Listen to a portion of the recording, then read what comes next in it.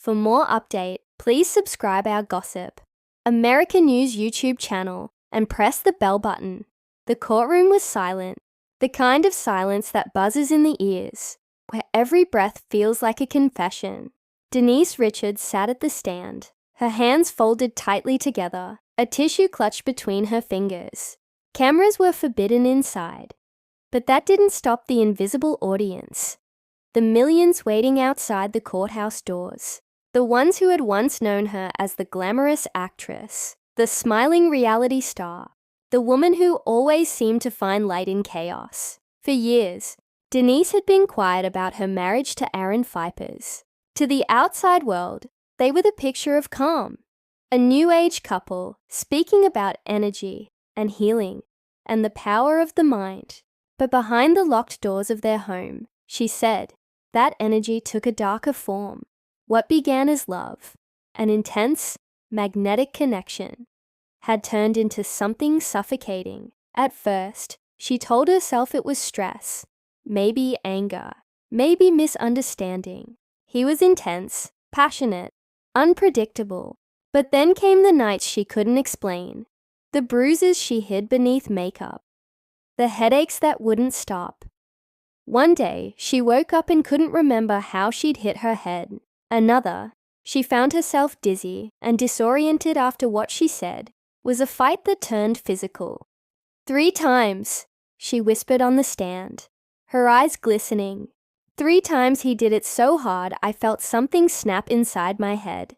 She described the feeling, like pressure, like heat behind her eyes, like the world narrowing until it became only pain. I thought I was going to die, she said. And he just kept saying I was overreacting. Denise detailed 3 separate incidents in the courtroom, her testimony unspooling like a slow-motion horror film.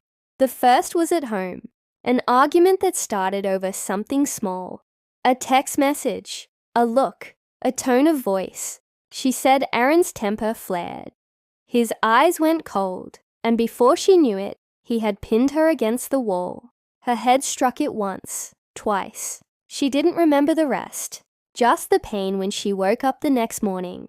The second time, she said, it happened at his workplace, a wellness center filled with crystals and soft music, a place meant for healing. But that day, it became a place of violence. She said he shoved her, her skull connecting with a concrete wall. There was blood, dizziness, confusion. He told me not to make a scene, she said. He said I'd embarrass him. The third and worst came in a hotel room far from home. She had just finished work, and the argument began over her phone again. He accused her of hiding something. He grabbed my head with both hands, she said, tears finally spilling down her cheeks. He squeezed. It felt like my skull was being crushed from the inside. I couldn't breathe. I couldn't scream. I thought, this is it. The hearing would continue for weeks. Lawyers would argue over evidence, intent, credibility. But something had already shifted.